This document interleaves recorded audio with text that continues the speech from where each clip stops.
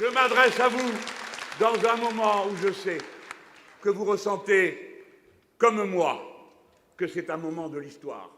On me dit, ben, on est à La Réunion, on vaut mieux parler d'autre chose que de l'Ukraine. Non. La Réunion, c'est pas loin, comme on m'a dit. Vous comprenez comme moi que nous sommes en train de vivre un moment historique. Pourquoi? Parce que la Russie, dirigée par M. Poutine, vient de créer sur le continent un précédent. Je sais bien qu'il y a eu déjà la guerre de Yougoslavie. Je sais bien qu'on a déjà démembré la Yougoslavie et que l'on a créé le soi-disant État du Kosovo. Je sais très bien qu'il y a encore des revendications des Croates sur les Serbes, des uns sur les autres, je le sais. Mais ce qui est complètement nouveau, c'est que sur le territoire de la vieille Europe, une nation qui est une puissance nucléaire envahisse le voisin. Ce qui signifie que revient en Europe la vieille logique dont on était sorti depuis 70 ans, et même davantage, comme le temps passe, qui était que la force et le recours à la force, dorénavant, étaient proscrits. Il était proscrit, et du temps même où existait l'Union soviétique et où nous étions dans la période de la guerre froide, on travaillait continuellement à réunir les conditions d'une stabilité et se protéger des risques de guerre.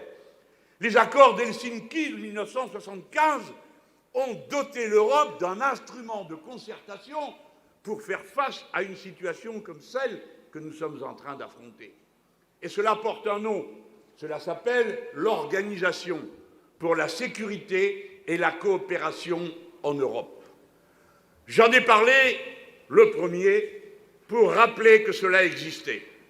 Je suis heureux que dorénavant, inclus la résolution de l'ONU, mentionne cet organisme comme un cadre dans lequel on peut avoir tout de suite la discussion.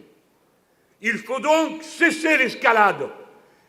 À nous d'avoir l'intelligence, les premiers, de nous avancer sur la scène pour faire la proposition, que les Français la fassent. On verra les sanctions, tout ça, je vous en dis un mot dans un instant.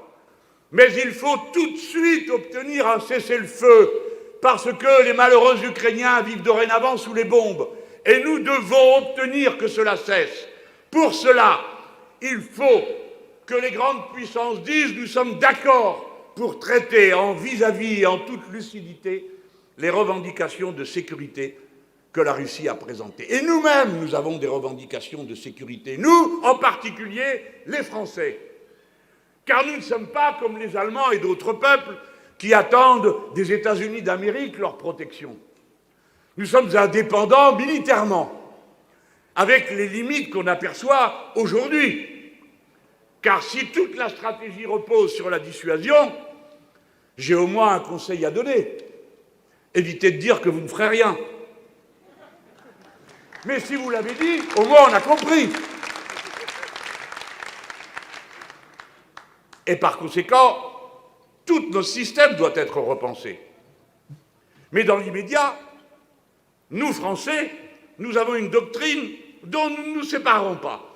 Nous n'acceptons pas que le territoire de la vieille Europe redevienne un champ de bataille. Et donc, nous avons des revendications à présenter aux Russes.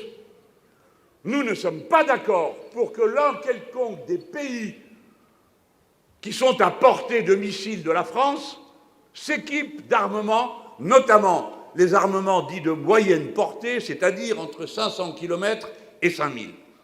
Nous avons donc à demander le retrait de tous les matériels offensifs qui seraient en état de frapper la France. Dès lors, nous sommes directement concernés par la réunion de l'OSCE.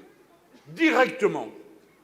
La France ne doit pas consacrer l'essentiel de ses efforts à aller de l'un à l'autre, exciter l'un et l'autre, en déclarant qu'elle est prête à se battre, comme l'a fait le président Macron, qui a garanti l'intégrité physique de l'Ukraine, ce qui a été sans doute mal compris par les Ukrainiens.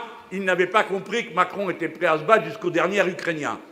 Alors peut-être que les Moldaves et les Géorgiens feraient bien de se dire que quand il vient taper à leur porte, ce n'est pas forcément une bonne nouvelle. Il faut maintenant agir avec le sérieux qu'exige la menace qui s'avance devant nous. Car oui, c'est ou la démocratie, ou la diplomatie venant de la démocratie, ou la guerre totale.